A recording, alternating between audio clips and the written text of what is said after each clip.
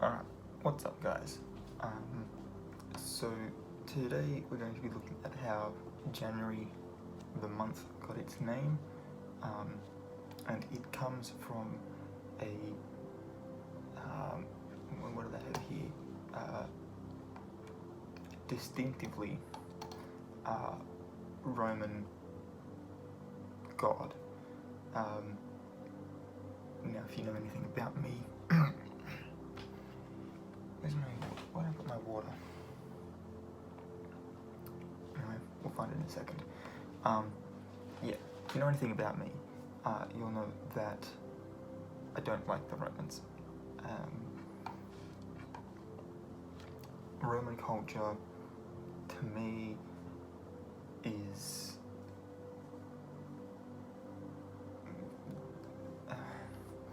I guess it's sort of, basically it's sort of the Wikipedia of ancient European civilizations. Like, anyone can contribute, and so you don't know if that's exactly what it was supposed to be to begin with. They were obviously a much more sort of military, political people, rather than, like, the Greeks were a little bit more concerned with arts and education and stuff. The Celts were a lot more in touch with nature, and I'm not sure if they made it all the way up into the Norse area of the world, but they obviously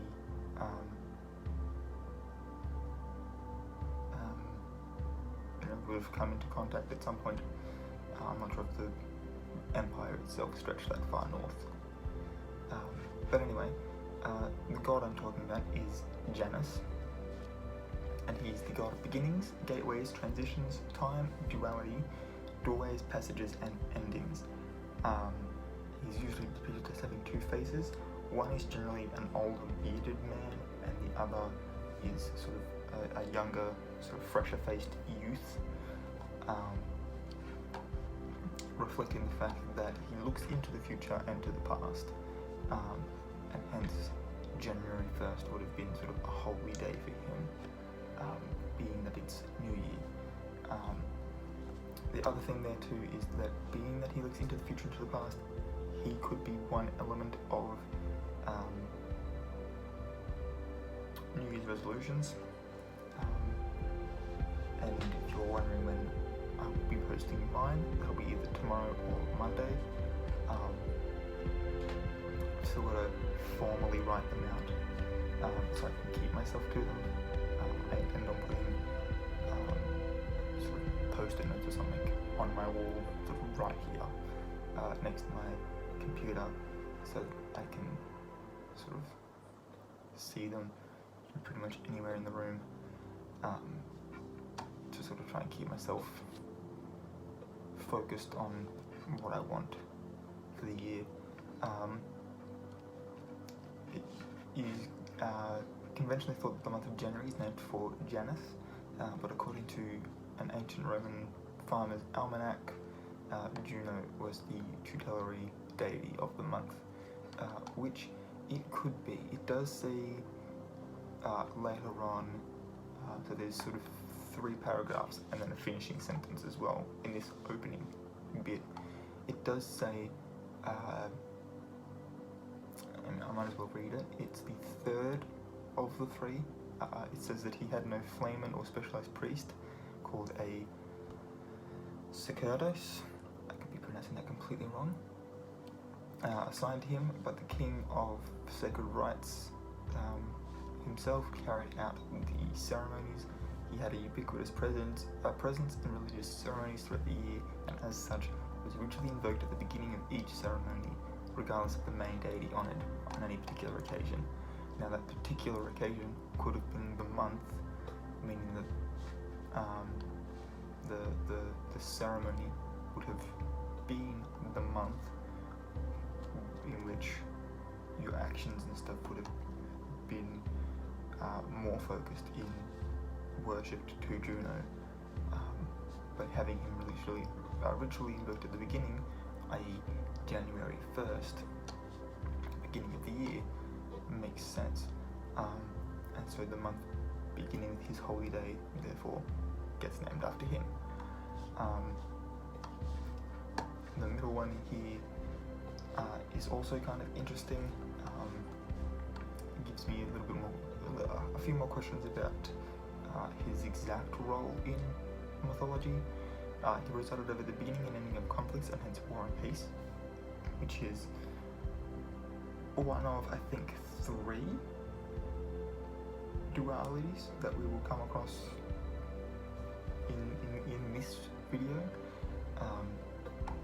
The gates of a building in Rome named after him, which was not a temple as it's often called, but an open enclosure with gates at each end, were open in times of war and closed to mark the arrival of peace, which did not happen very often.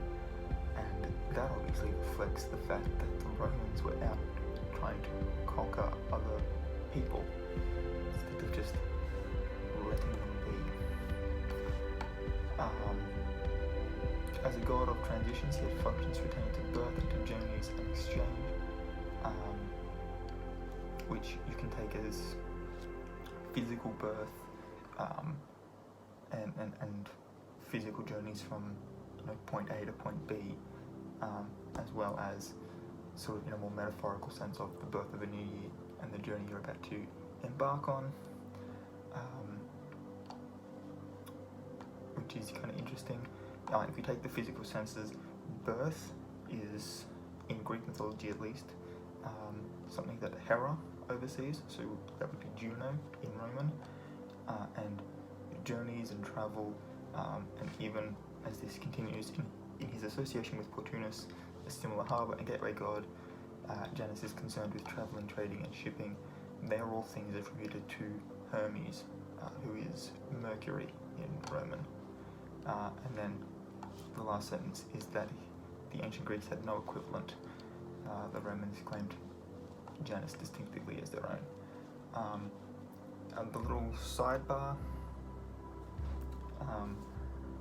which I will try to put here for you so you can sort of read along with me.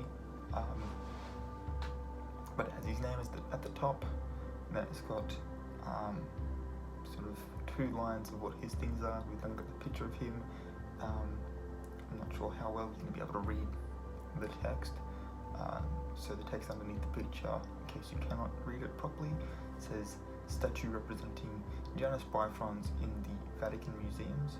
Janus Bifrons just means two-faced Janus, and it is the 3rd one where it says other names, the others being Janus Pater, which is just Janus father, and Janus Quadriphons, so 4-faced. Don't know why he would have been 4-faced if his beginnings and endings. Like, what are the other 2 faces doing? Anyway, his abode is at the limits of earth and at the extremity of heaven, making me believe that he would have been sort of in that sort of limbo state that most cultures believe in an afterlife, and being that he'd be able to sort of see the past and the future.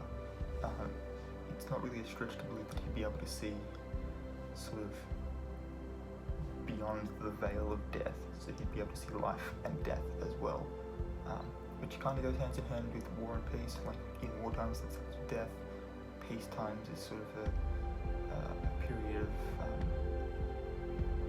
growth and life, so that is the 2nd, and obviously his only symbol is his 2 faces. Again, making me wonder why he has a 4-faced version. And the last little bottom bit is personal information. Now we've got the 2 different versions of his parentage. We've got the first one says none, and that he's a primordial deity, meaning that he would have been around before time and before space existed, sort of in the beginning sort of thing, and that the other one says that he is the son of Terra and Kalis, who are Earth and Sky. Their Greek equivalents are Gaia and Oranos. And if we take that version and the fact that the siblings that are listed are Chemise, Saturn, and Ops, or Opus, would basically make him Zeus's uncle in Greek mythology, so that's like Jupiter in Roman. His sibling Chemise is his consort, and she does not have a link in this, so I don't know what her sort of role in mythology was, but if you know, please leave a comment or a link or something in the comment section for me, just letting me know so that I can sort of either look it up and sort of just study it myself a little bit, or so that I have an idea. But yeah, now with his whole being a god of time thing, that does actually overlap with Saturn. I'll quickly just click the link here.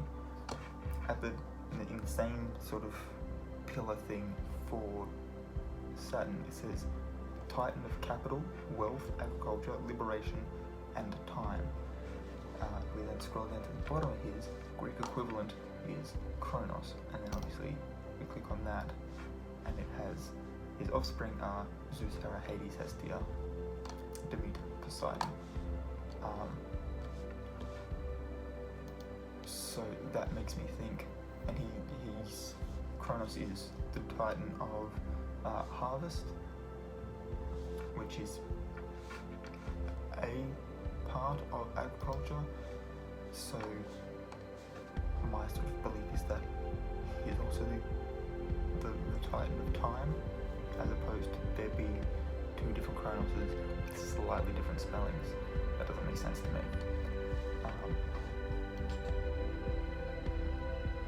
Particularly for like a pantheon. Like, you don't want to be naming two gods too similarly, particularly if they're supposed to be major gods. So yeah. In children, we've got Canaans, who is a nymph from Latium and is the personification of song. Her husband Picus gets transformed into a woodpecker after he is scorned by the witch Circe, and as such Canaans is unable to find him, obviously looking for him in his sort of humanesque form, and believing that he has either run away or died. She throws herself into the river Tiber after singing one last song, thus committing suicide. We've got Athex, Olistene, Tiberinus, who is a figure in Roman mythology and the god of the Tiber River. And we've got Fontus, who is a god of wells and springs. So, with the three children that have links, all having something to do with water and rivers, I kind of feel like that's at least got to be part of Chemise's deal. I could be completely wrong though. It does say his Etruscan equivalent is coal sands, but I don't know. There's no link as well for that one. But yeah, that's all I've got for today. If you liked the video, please give it a thumbs up. Don't forget to hit the subscription button and the notification bell to be sort of alerted when I upload a new video. I'm going to be trying to upload every day, at least for this year, but we'll see how we go with that.